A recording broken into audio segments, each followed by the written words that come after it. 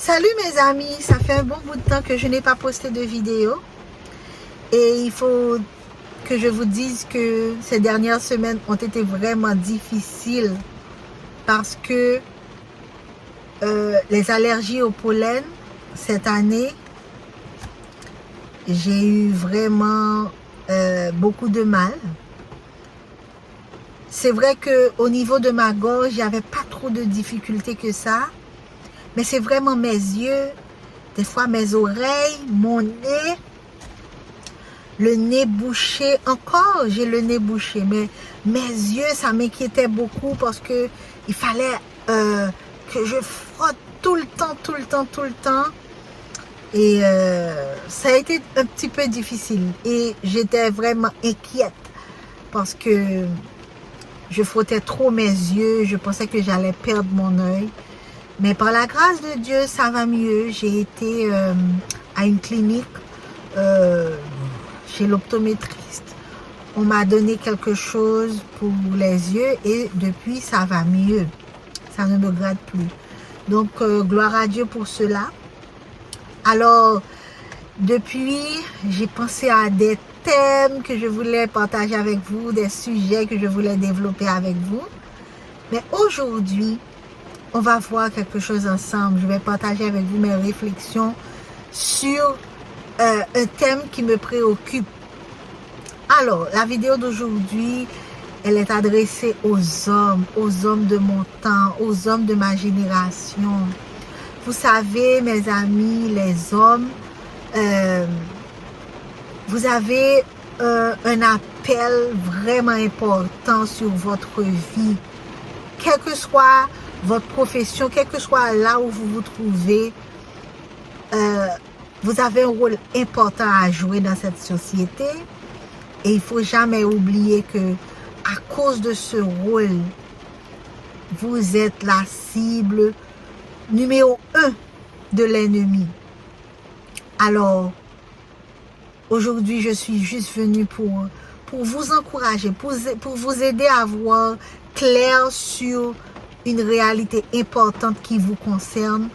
Et je suis sûre que cette vidéo vous aidera à réfléchir. Des fois, les difficultés de la vie, les routines, le quotidien nous empêchent de prendre le temps de réfléchir.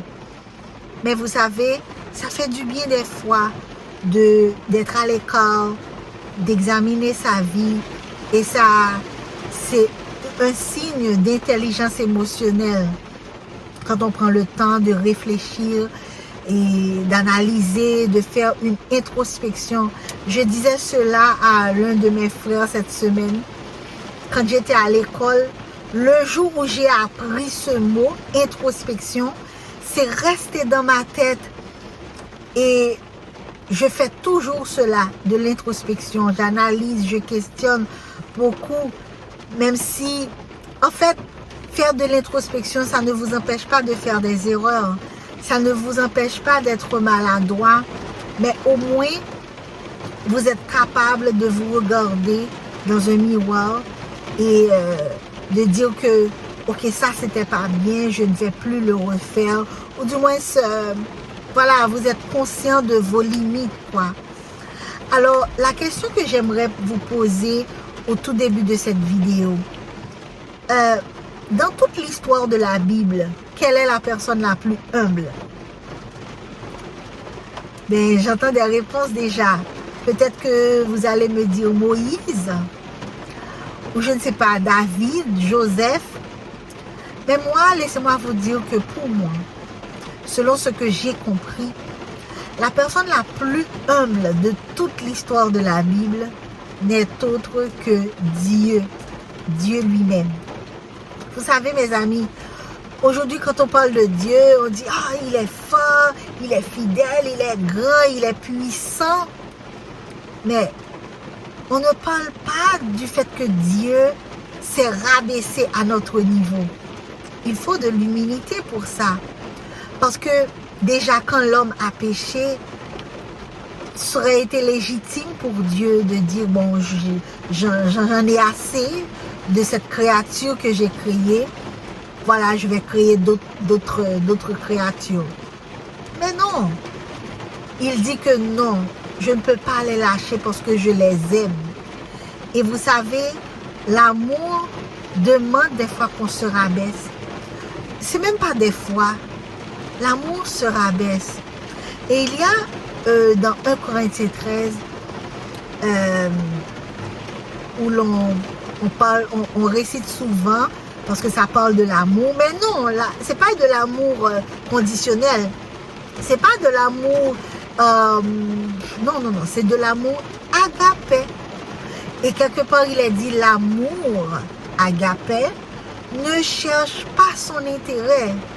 Vous voyez ce que ça veut dire? Ne cherche pas son intérêt, c'est-à-dire que l'amour cherche l'intérêt de l'autre, pas son propre intérêt. Et je me souviens que cette semaine, quelqu'un m'a envoyé une petite vidéo de Facebook. Vous savez, de notre temps, on reçoit toujours des vidéos, on regarde des vidéos tout le temps. Et une personne a déclaré avec son micro devant des hommes et des femmes qui l'écoutent avec une autorité. Vous savez, les femmes doivent savoir que les hommes, pour les hommes, ce qui est plus important, c'est leur ego. Alors, les femmes doivent faire tout pour satisfaire l'ego de l'homme. C'est-à-dire que l'homme, il veut du respect, il veut que son ego soit vraiment respecté. Donc les femmes, elles doivent se mettre au pas parce que l'ego de l'homme, c'est quelque chose, c'est fragile, il ne faut pas heurter l'ego de l'homme. Parce que sinon, ça ne va pas aller bien dans les relations. Il faut savoir que c'est l'ego de l'homme. L'homme, c'est son ego qui est plus important. Et ce discours est ancré dans la mentalité des hommes d'aujourd'hui. Oui, et c'est pour ça que instinctivement, les hommes, ils se considèrent comme tu vois, la personne étant sur le piédestal, donc la femme doit se soumettre, et des fois c'est une soumission aveugle, certaines fois. Et certaines fois, la femme n'a pas le droit de poser des questions. La femme doit dire oui. C'est comme des gens qui parlent de la parole de Dieu. C'est comme Dieu vous demande d'obéir sans comprendre. Obéir sans comprendre.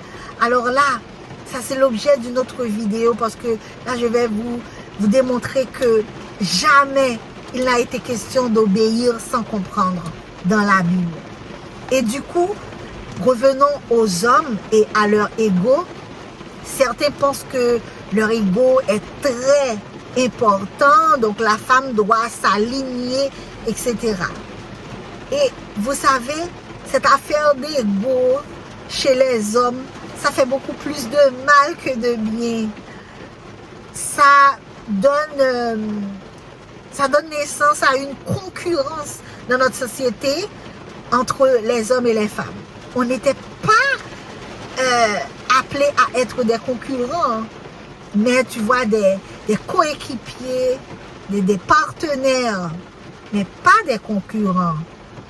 Et on voit à cause de cela que certains hommes, ils préfèrent fuir devant les responsabilités, devant tout ce qui leur demande de changer, tout ce qui leur demande de changer leur fusil d'épaule, tout ce qui leur demande de remettre en question, parce que c'est l'ego, il faut satisfaire l'ego, et cette question de satisfaction d'ego, ça rend aveugle des fois, et il passe à côté de ce qui est le plus important. Autre chose, il y a cette absence d'introspection, parce que tellement obnubilés par la satisfaction de l'ego, beaucoup d'hommes, ils ne prennent pas le temps de faire l'introspection, ce que je viens de vous parler tantôt. Et puis, une société comme ça, avec des hommes et des femmes en compétition, des hommes et des femmes qui ne veulent pas changer, qui ne veulent pas regarder à soi-même, mais c'est un manque de progrès, déstabilisation, dysfonctionnalité. Et c'est des relations aussi qui n'ont pas Dieu au centre. C'est des relations dans lesquelles Dieu n'est pas là parce qu'on ne prend pas le temps d'inviter Dieu. Et mes amis, j'ai pris le temps depuis ces dernières semaines d'aller chercher vraiment c'est quoi l'ego. Parce que en fait, j'ai écouté une émission où on développait ce concept-là. C'était une émission chez Les Lueurs sur YouTube. Et puis, une femme expliquait en fait une partie de sa vie, son expérience. Et on lui a posé des questions sur ce qu'est l'ego. Alors, elle a pris le temps d'imager tout cela pour montrer que l'ego, c'est comme un petit chien qui aboie. OK? À l'intérieur de soi. Le petit chien aboie sans cesse. Quand il est menacé, le petit chien aboie. Quand il a peur, il aboie. Quand il veut protéger du danger, c'est comme, comment je pourrais dire ça? Il est constamment là dans notre tête. C'est comme un autre soi. J'ai pas le mot pour l'identifier, pour le décrire, mais c'est cette conscience-là qui est toujours à l'intérieur de nous, tu vois. Et ce petit chien, comme elle a fait la comparaison, a peur du changement. Pour lui, le changement est trop brutal. Et puis, il aime le confort, tu vois. Et une autre chose, c'est que ce petit chien à l'intérieur de toi, il veut toujours avoir raison à tout prix. Parce que ne pas avoir raison, ça vous met dans une mauvaise posture, on n'est pas à l'aise, est-ce que tu vois? Et c'est le cas c'est la réalité pour chaque personne. Parce que ce petit chien-là est dans chaque être humain. Mais la personne qui présentait l'émission, en fait, ce qu'elle dit résonne à moi. Ça résonne à beaucoup aussi de ceux qui ont commenté la vidéo. Parce que déjà le fait d'avoir conscience que cette partie de nous existe, ça permet en fait d'avancer. C'est déjà un pas vers le progrès. Parce que finalement, quand on est conscient de cette partie en nous qui demande tout le temps, qui protège, qui veut protéger du danger, et puis cette partie de nous aussi a peur de changer. Des fois, on aurait pu faire des progrès. Eh bien, cette partie vous dit, cette partie en toi vous dit, non, il y a le danger, etc. Est vraiment à l'aise dans le confort. Donc, du coup, être conscient de cela vous fait comprendre que c'est pas tous les signaux que ce petit chien te dit, que te donne, qui sont rationnels. Il a pas toujours raison. Tu vois, notre logique. Disons que vraiment, je sais pas comment les psychologues le décrivent, mais ce qu'il y a dans nous qui nous pousse à nous protéger, c'est pas toujours qu'il y a des signaux qui sont rationnels, tu vois. Parce qu'on veut toujours rester dans notre zone de confort, on ne veut pas sortir. Et puis, cette partie en nous n'est pas capable de se remettre en question.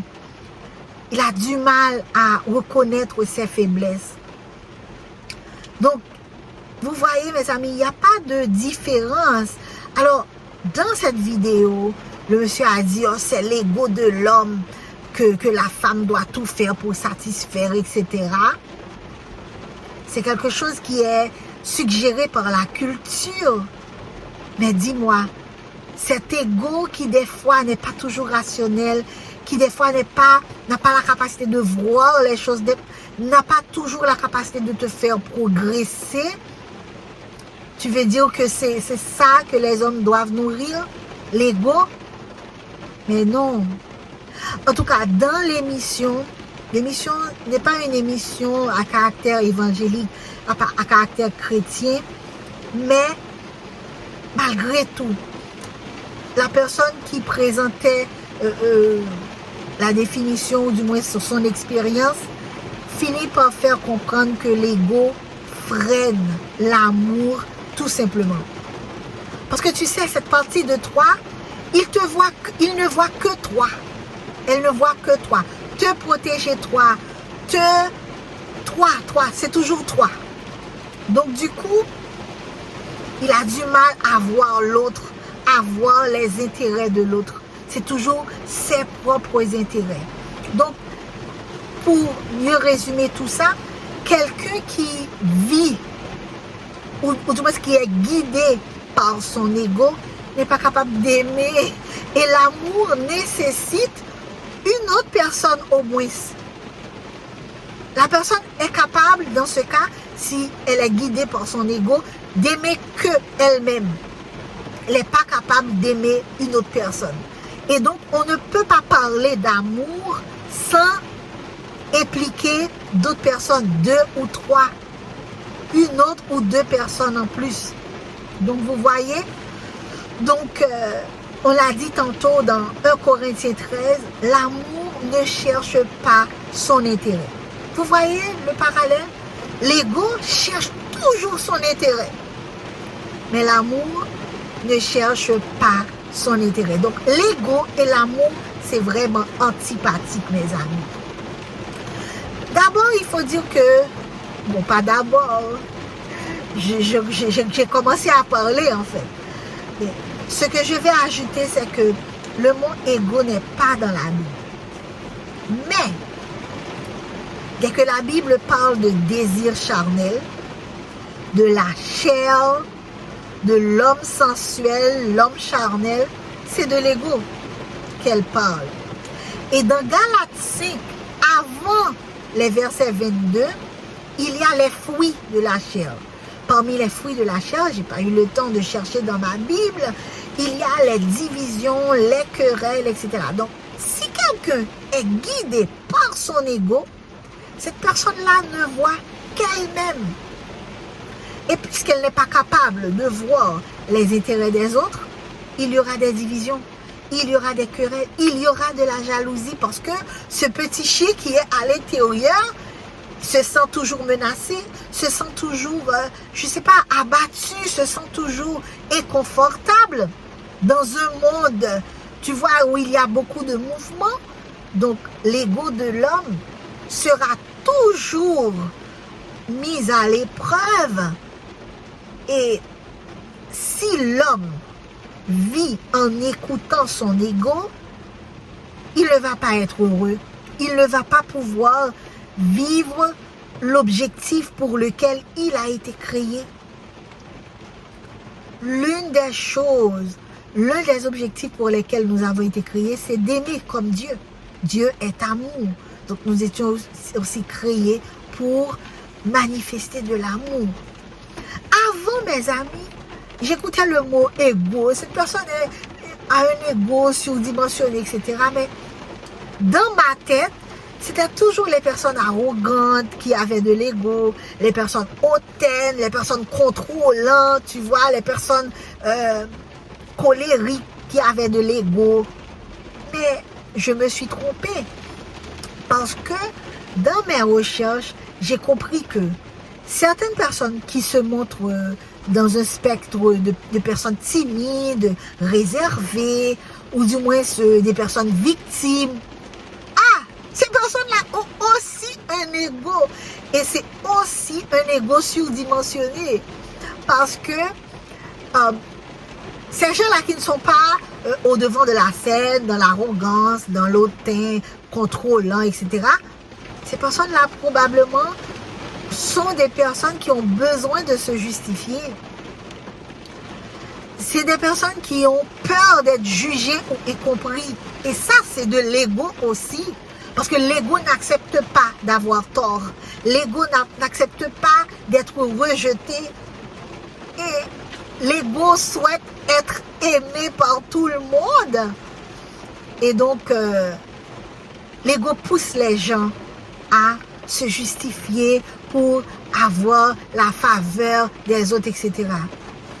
Et moi, ça m'a mis une claque. Parce que j'étais pas une personne arrogante. Je ne le suis pas, non. Je ne suis pas une personne, je ne me reconnais pas dans la case des personnes hautaines, des personnes contrôlantes, colériques, mais je pouvais me trouver facilement dans la case des personnes timides, tu vois, un peu victime, tu vois, qui subit le rejet, qui n'est pas comprise, etc. Mais mais cet ego, je l'ai aussi, parce que j'ai toujours éprouvé ce besoin de me justifier, peur d'être jugé, etc. Donc, on est tous embarqués dans cette affaire d'ego, les femmes comme les hommes, parce qu'on est juste humains. Et cet ego-là, c'est à cause du péché, en fait. C'est la chair que nous avons. Cette nature charnelle qui veut faire les choses à sa manière, qui est rebelle à Dieu. Tu vois? Cette nature que nous avons qui est inimitié par rapport à Dieu. Nous sommes péchés de par nature. Ok? Donc nous avons tous cet ego qui essaie de faire les choses sans Dieu. Mais mes amis, l'équilibre est possible. Oui, l'équilibre est possible et c'est pour ça que la Bible est là pour nous enseigner l'équilibre, pour nous enseigner ce qui est bien, ce qui est parfait, pour nous enseigner en fait ce que Dieu veut pour nous. Et cet équilibre, on ne peut la trouver sans le Saint-Esprit. Donc, pour être épargné des ravages de notre ego, parce que notre ego, la chair, elle peut faire des dégâts. Donc du coup, pour être épargné de tous ces dégâts, nous avons besoin que notre vie soit non plus jamais dirigée par notre ego, mais plutôt par le Saint-Esprit. Parce que une vie guidée par le Saint-Esprit, c'est une vie dont la personne marche dans la justice. Tu vois, tu fais les choses quand il faut, à la place qu'il faut, au bon moment. Tu es là au bon moment. Tu vois, tu n'écoutes pas ton ego qui te dit que je ne veux pas que cette personne pense telle ou telle chose, alors je me retiens. Non, tu fais ce qu'il y a à faire. Ok? L'amour ne cherche pas son intérêt. L'amour... je ne sais pas, j'ai oublié en fait. L'amour pardonne tout. Tu pardonnes. Tu crois tout. Tu espères tout. Tu ne soupçonnes point le mal. Tu vois, tu es dans l'action. L'amour est dans l'action. Donc, une vie guidée par le Saint-Esprit, c'est une vie où le Saint-Esprit te fait faire les choses au bon moment. Te dit que te croit dire. J'aime une chanson de Celebrant Singers qui dit I must wait on the Lord. I must wait on the Lord and learn my lessons well. In His timing He will tell me what to do, where to go, what to say. Le texte dit, je dois attendre le Seigneur et apprendre les leçons qu'il a à m'apprendre afin que je puisse aller où il veut que j'aille, parler, dire ce que je dois dire et faire ce que je dois faire. Donc c'est ça. Une vie guidée par l'esprit, c'est une vie qui est dictée par l'esprit. L'esprit de Dieu te dit quoi faire. L'esprit de Dieu te dit quoi dire. L'esprit de Dieu te dit où aller. Et dans notre société, mes amis, dans notre société, on a, comme je viens de le dire, cette guerre, cette rivalité entre les hommes et les femmes. Les uns veulent avoir raison, tu vois, on n'arrive pas à régler un problème tout en analysant les hauts et les bas de chacun. On n'arrive pas à ajuster. La meilleure façon de faire, c'est de couper, c'est de jeter. Mais non, on n'est pas appelé pour être comme ça. Et dans notre société, il y a beaucoup d'idées préconçues, tu vois, sur les hommes, des idées sur les femmes. Laisse Dieu te dire, t'enseigner comment fonctionnent les hommes, comment fonctionnent les femmes. Et d'ailleurs, en tant qu'enfant de Dieu, tu ne vas pas te chercher un partenaire qui n'a pas la crainte de Dieu. Et mes amis, avoir la crainte de Dieu, c'est pas seulement faire partie, tu vois, de l'église, aller à l'église. Non, c'est pas ça, la crainte de Dieu. La crainte de Dieu, je crois que j'avais fait une vidéo sur ça il y a quelques années. C'est comment tu traites ton prochain. C'est ça. Quand tu as la crainte de Dieu, tu ne vois pas en ton prochain quelqu'un que tu dois profiter de lui, même si cette personne-là a des faiblesses. Tu vois, la personne est capable de traiter le riche comme le pauvre à manière égale, juste parce qu'ils sont des humains. C'est comme ça, mes amis, que vous êtes capable de déterminer un homme qui a la crainte de Dieu, une femme qui a la crainte de Dieu. D'accord, mes amis? Et dans Romains 1, verset 18 à 31, ça c'est pour ceux qui se disent, voilà, ils vont marcher, ils vont écouter leur ego. Voilà. Dans Romains 1, verset 18 à 31, je ne vais pas lire tout le passage, mais en gros, tu sais ce qui arrive? C'est que quelqu'un qui refuse de marcher selon le Saint-Esprit, Dieu livre cette personne-là à ses propres désirs, à ses propres convoitises. Ok? C'est comme si, en tant qu'enfant de Dieu, Dieu t'entoure d'un mur, un mur de protection.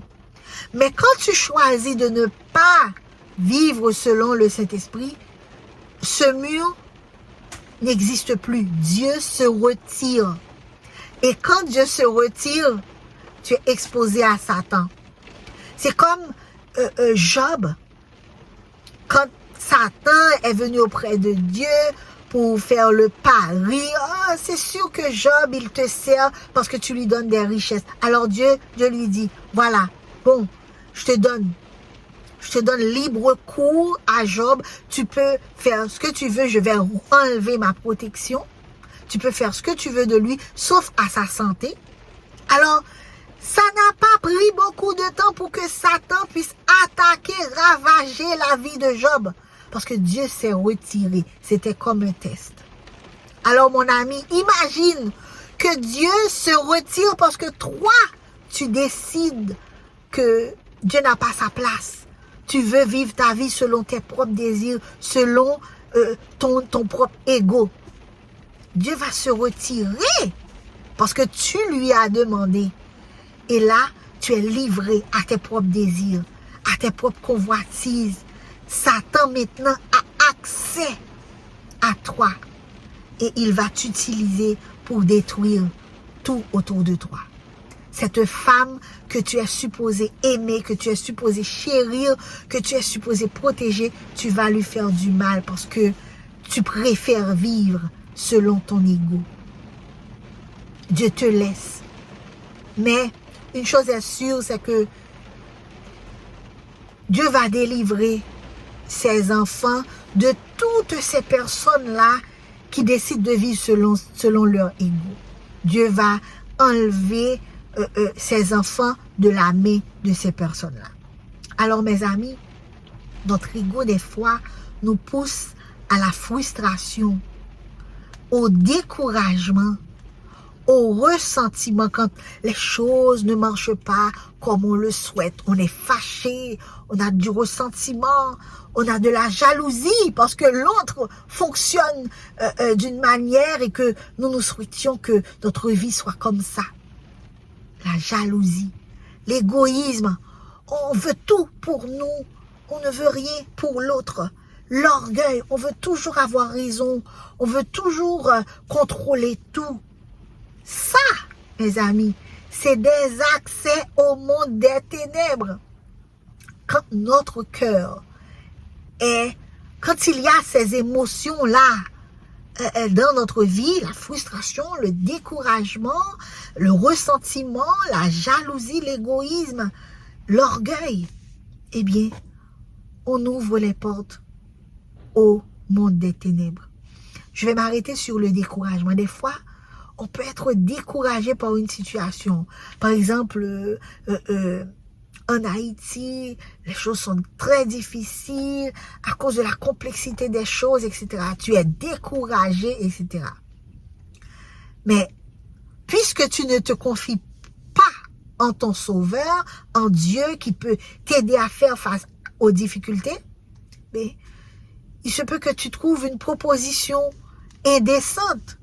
Et puis, puisque Dieu n'est pas au centre de ta vie, tu acceptes et puis voilà. Tu es en train de faire un choix qui ne correspond pas au plan de Dieu pour toi. Maintenant, tu es livré à toi-même. C'était juste un exemple. Donc, mes amis, la voix de Dieu est bien différente de la voix de notre ego, la voix de notre chair, la voix de notre moi, la voix de ce petit chien. La voix de Dieu est bien différente. Par exemple, je vais énumérer pour toi des paroles que Dieu a mis dans la Bible pour toi, ok, afin que tu puisses croire en ces paroles, afin que tu puisses vivre selon ces paroles. Jésus dit, tu aimeras Dieu de tout ton cœur, de toute ta force, de toutes tes pensées. Est-ce que ton ego te permet d'aimer Dieu de tout ton cœur? Est-ce que ta chair, tes désirs charnels te permettent d'aimer Dieu de tout ton cœur? Est-ce qu'il n'y a pas de barrière à cela? Est-ce qu'il y a quelque chose, quelqu'un qui prend une place tellement énorme dans ton cœur que tu n'arrives pas à aimer Dieu de tout ton cœur, de toute ta force? Il y a une autre parole dans la Bible qui dit « Soyez en paix avec tous, autant que cela dépende de vous. » Est-ce que cette déclaration-là vous dérange? C'est à vous de voir, cher homme, vous qui êtes le pilier de la famille, le premier pilier de la famille. C'est pas la femme, mais c'est vous les hommes. Ça vous dit quelque chose? Quand Dieu vous dit, soyez en paix avec tous, est-ce que ça résonne dans votre cœur? Est-ce que vous êtes OK avec cette parole? Il y a une autre parole. Aimez-vous les uns les autres comme moi je vous aime. Est-ce que vous avez une idée de la façon dont Jésus vous aime? Jésus nous aime d'une manière telle qu'il a donné sa vie pour nous. Et il nous a demandé d'aimer comme lui.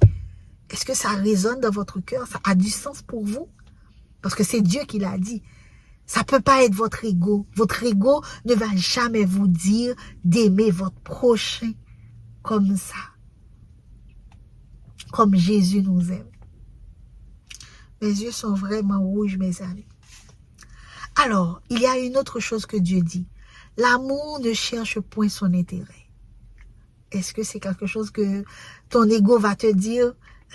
Ne cherche pas ton intérêt, cherche l'intérêt des autres. Non, jamais. Ton ego ne va jamais te dire ça. Ton ego va te dire, oh cher, il faut te protéger, c'est un danger ici, il faut te protéger. Voilà. Est-ce que tu es d'accord avec cette déclaration de la parole de Dieu?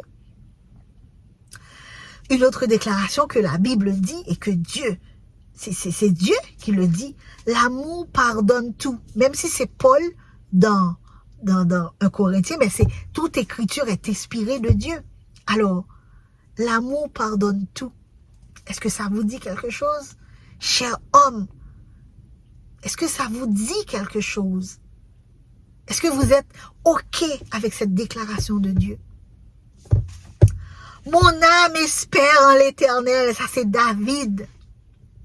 Mon âme espère en l'Éternel. Quand rien ne va, quand c'est compliqué, est-ce que tu es d'accord avec cette parole qui dit « Mon âme espère en l'Éternel » Est-ce que tu espères vraiment en l'Éternel? Est-ce que ton ego te dit d'espérer en l'Éternel? Je ne pense pas, parce que ton ego va te dire, mais voilà, tu as tel montant d'argent, tu as tel ami qui peut te faire sortir de quelque chose, ou du moins tu as assurance. C'est ça que ton ego va te dire. Mais Dieu te dit, espère en moi. Mon âme espère en l'Éternel. Ça, c'est la voix de Dieu qui te dit ça. Espère en l'Éternel. Tu es d'accord avec ça? Cher homme, une dernière parole. Je suis avec toi tous les jours jusqu'à la fin.